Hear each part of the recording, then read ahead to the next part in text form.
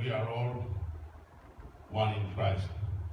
No matter where you come from, what color, what race, we are all one in Christ. So, this is the third time I preached this morning. Wow.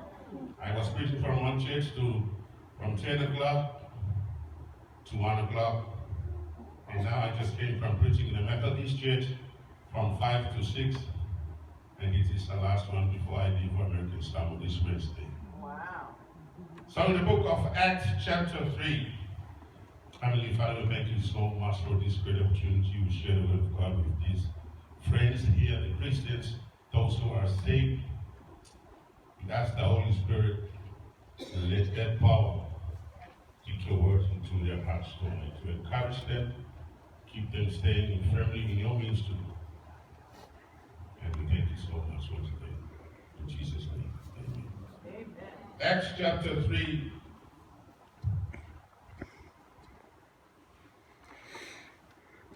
We know that the book of Acts is divided in two parts. Chapter 1 to chapter 12 is the local gospel in Jerusalem, leading by James and Peter. And in chapter 13, we see the second scene. The gospel is being taken over to the world by Apostle Paul. So I wish to share very shortly something from the Word of God is tonight in Acts chapter 3.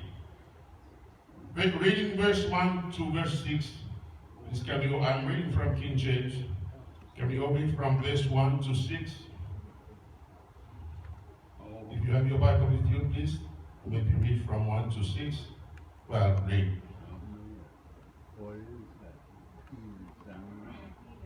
Oh, you won't let me read? Okay, I'll read. Now Peter and John went up together to the temple at the hour of prayer, the ninth hour. And a certain man lame from his mother's womb was carried, whom they laid daily at the gate of the temple, which is called Beautiful, to ask alms for those who enter the temple. Who, seeking Peter and John about to go into the temple, asked for alms. And fixing his eyes on him, with John, Peter said, "Look at us." So he gave them his attention, expecting to receive something from them. Then Peter said, "Silver and gold I do not have, but what I do have I give you. In the name of Jesus Christ the Nazarene, rise up and walk." Amen. I will read the first verse again. Peter and John went up together to the temple. I just want to speak tonight how nice and how beautiful if we do things together. Peter and John went up together to the temple. Doing things together is so easy. Doing things together is so nice, beautiful. Why? Because they are working together in a community. I'm really blessed when I come here. I saw this church. I told Pastor Moy, "Hey, Pastor Moy, in Samoa, in our culture, we will never see pastors working.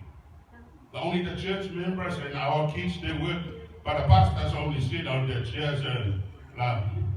But when I came here at MCA, somebody's brushing all the walls, and I go, "Hey, Pastor Moy, who's that?" "That's Pastor Ricardo." "Hey, who's that cleaning the Jesus all the way up there?" "That's Top Cafe." "And who's that pastor carrying lumbers and carrying all those chairs up there?" "And that's Pastor Walmart." Omar. Doing things together. Peter and John went up together to the temple in the hour, ninth hour, translated to be 3 o'clock in the afternoon in Jerusalem style. Go together. No wonder why Jesus told his disciples, "Hey, do not go unless you go up to the upper room in Jerusalem. Go together, stay together, sing together, worship together, fellowship together, drink together, eat together, and you will see what's going to happen by being working together."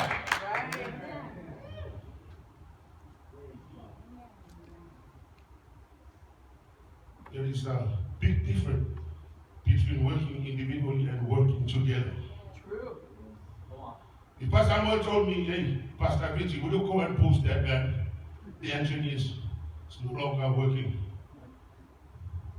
Can I push that man by myself? What if they come and say, hey, please, can we go together and push that man? That man will be going on a limit with 40 miles per hour because many of us will push that man. See how easy, how nice, how beautiful to be working together. Come on, good work. It would be not so long preaching tonight. And let me tell you something. When we get together in a community, you will see miracles happening in the church. Yes. You will see the miracles happening. These two men, they walked together. They saw a crippled man expecting something from them. You know the story. That's why I love to preach in a common story, very simple story. Why? Because you understand. Even you don't understand my preaching, I know you understand the story. That's the good thing in preaching a simple story. Yeah. And you already knew what's happened that day. They performed miracles. Peter said, I have no silver, I have no gold, but in the name of Jesus Christ, hey, crippled man, rise and walk. Right. And you see the miracles by working together, coming together, praying together, singing together, and worship together. Miracles will happen in the church. Miracles will happen in the church. I never forget one day we come into my plantation in Samoa. You know the tiny little bees, the yellow insect? When I was just cutting the grass, more than 500 bees, they all came together, bite my face all around. Have you been in that situation before? I went home with my blinky eyes, all the pupils on my eyes. And I couldn't walk and I couldn't sleep for 2 days. Oh, wow. See these tiny little bees, they can fight. They can bite people. Even big men like myself, they can bite. Why? Because they all work together. You will never see a bee staying like this and other bees are coming to the work. You will see all the bees trying to bite. They work together, and do you know? I have to say this story. They work together. There's something important to the bees. They have no leader. You will never see a blue bee or a white man. They're all yellows. You will never identify which one is the leader, which one is the supervisor. They are all leaders. They use all their common sense. They work together. They run together. They fly together. They fight together. Yeah. They will see miracles. Miracles was happening in that day when Peter and John went there. The crippled man was preaching to the church. You know, when people come to church, they come with the expectation. They expect something. They expect to leave the church with something. Right. As we read the story, the crippled man was brought in the church expecting something from Peter and John. Do you know that people are expecting something from us when they come to church? Especially the unsaved, when they come to church, they look at the way we worship, they look at the way we sing, they look at the way we act. They expect something from us. Right. Give them the gospel. Yes, amen. Give them the gospel. Right. The gospel is Jesus. That's right. One boy asked me, hey teacher, what is gospel? What is good news? And I said, good news is gospel. What is gospel? Gospel is Jesus. Yes. Give them the gospel. Some came with the hungerness in their heart. Give the gospel. That's why Peter and John came to the crippled man. No silver, no gold, no money, no food bank. But only the name of Jesus Christ, that's the true gospel. Stand up and rise. Miracles are happening in the church by working together, doing in a community. I love the name of this church. Yeah. Maldu Community Assembly, MCA. Yeah. Community. Combined. Every time I come here. And so everybody is busy. So pastor going there, pastor going there. I told Pastor Boy, hey Pastor Boy, who are those people running there and there? They are all pastors. Oh man.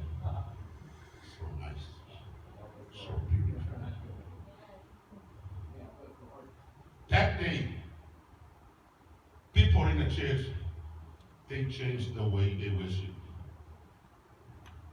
When they saw the crippled, you know when the crippled man was set free, when he walked, he stood up, what did the Bible say? He was jumping, leaping, walking, and shouting. He changed the way of worshiping. Instead of just standing still and lift the hands, he ran, he walked, he jumped. Why? He was free. The gospel. Yeah. The Bible said if you know the truth will set you free, and you will be free indeed. This gospel will set you free. Come into the house of the Lord, listen to the word of God, listen to the good news, listen to the gospel. Will give you life. Yes. That will give you life. Give the gospel to our people. And it's power to work in the community. It's power in working together. You know when Moses brought the Israelites from the Egypt, you know, in the 2 months since they left Egypt, the Amalek want to fight them. You know the Amalek? And what did the Bible say? Moses was standing on a mountain and lifted his hand. God told Moses, Moses, just lift your hands, I will fight for you, and I will kill all the Amaleks. And the Bible said Moses was starting to do it, and hands started to come down. Her and Aaron, they ran, one in our hand and one in the other hand. They lift their hands. They lift up Moses' hand, and the victory was gained in the land, in Israel. While you're working together.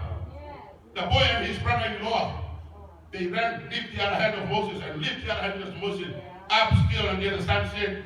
Israel had the victory against Amalek. See, we've done the things together. Right. We can become a victorious church. We're coming about to the end. When it got about 70 miles more to Canaan, and Moses selected 12 people to go and spy, to go and observe and look in Canaan, what the kind of people over there. And the 12 people came back, 10 came back with the testimony, hey, Moses, we cannot beat them. Oh, they are so big, they are so tall. Very strong people. And only Joshua and Caleb, they came with a different testimony than Moses. They are just like small insects. Because we have the power of God. The power of God. We can defeat them. I cut the story. You know when the time they went to cross the river Jordan up to Canaan, only 2 people were there lying. Only Joshua and Caleb. All the other 10 and all the other people who went out from Egypt, people died in the wilderness. Except the new generation who is those who were born through the journey. They crossed River Jordan and entered Canaan with Joshua and Caleb. Only Joshua and Caleb from the old generation from Egypt. They have the heart of doing things together, testifying together in the power of God. Yeah, that's why. You know your destiny depends on your testimony. Oh, wow. I encourage you tonight. Be strong in the Lord. Doing things together. Help each other. Love each other. Share the gospel to everyone. You know, I know by the time I will start teaching my small kids how to play the piano. Some of you are good in playing piano. I just know the keys, see? Only the white stuff, no more black, no more sharp and sharp. And I oh, nice music. You know, by the time they were grown, and they know how to play all the keys. They know how to play all the sharps and flats. Unite the black and white, united together. Oh, how beautiful song. Some of you understand that. Some of you are a musician, you understand what I'm saying. When they play all the keys, black and white keys of the piano. Oh, how nice. Why? They went together. It's different from playing only the white stuff or white key. That's true. See, yeah. I'm good in piano, guitar, bass guitar, anything. I play CDs, I record CDs in Samoa. When I was educated in Fiji Bible College, I was training CG with the English gospel. Yeah, because in Fiji they don't speak Samoan, they speak English. So I was trying recording the CD, composing in the English language. I'm not good in English language because that's my second language. I'm only good speaking in Samoa. And some of you will speak, hey, he said that he's not good in English. But see, that here are the way you speak. You know, God will perform miracles if you come here to the gospel and stay in Jesus Christ. God has everything. Whatever you want, whatever you need, He will provide it for you. Always. Jehovah Jireh. Yeah, right. The one who provides for you and I. Right. Yeah. Now we come to the end. New souls will come in church.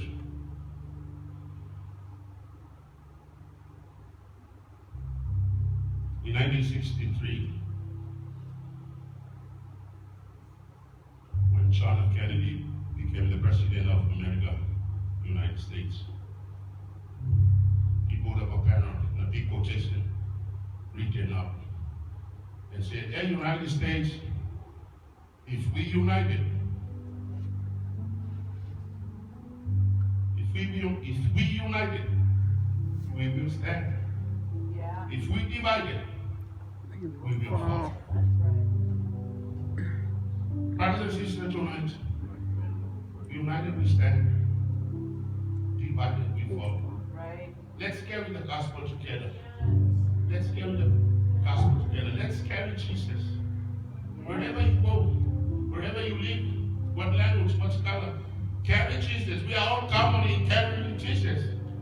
Peter and John said, no silver, no gold, but what we have is Jesus Christ.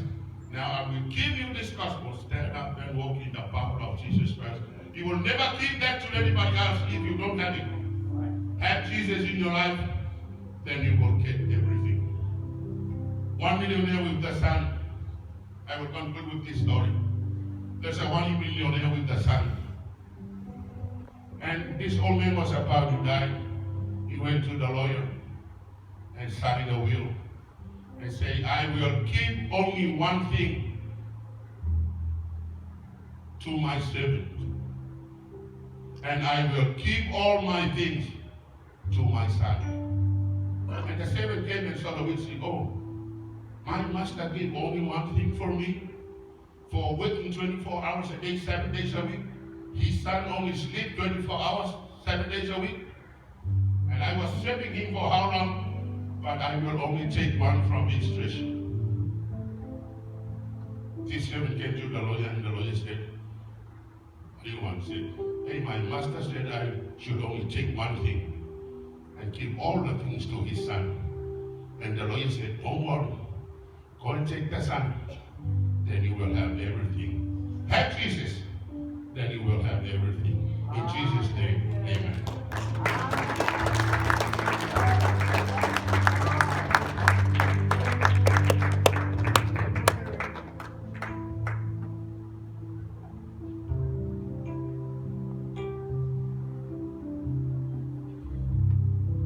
Hallelujah. As we prepare for our worship team to come lead us in worship, miracles. Tonight I truly believe that there is a miracle with your name on it. Let me say that one more time because I feel the excitement already. Very good. There is a miracle with your name on it. Amen. Thank you, Lord. But we continue to sit. The late Beggar would have never experienced his miracle if he continued to sin. Even though his mind was telling him, well, I can't stand, I've only been like this forever. But there was something that was stirred up in his heart because of the words of the apostles. In the name of Jesus Christ of Nazareth, arise. Yeah. How many of you were blessed tonight with the word? Yeah. And I want to share this with you because one of the first miracles that happens in your life is the miracle of salvation. How God sent his one and only Son Not to condemn the world, but through him the world might be saved. It has your name on it. And maybe you're here tonight and maybe you're not sure. I know we've had a lot of services of Heaven's Gates and Hell's Flames, and you're going to hear it again tonight. Maybe you're not sure if you're heading to heaven. Because if you're not, that means you're heading to hell. But why go to hell when the price for heaven has already been paid for? Hallelujah. How many of you are looking for a miracle tonight? How many of you can use a miracle tonight? I want you to, if you really have your hands raised, I want you to stand to your feet. Hallelujah. Don't worry about the dim lights. Don't worry about the light. Don't worry about all that. If you raise your hand that you're in need of a miracle, and so be it. Because the God that you serve is still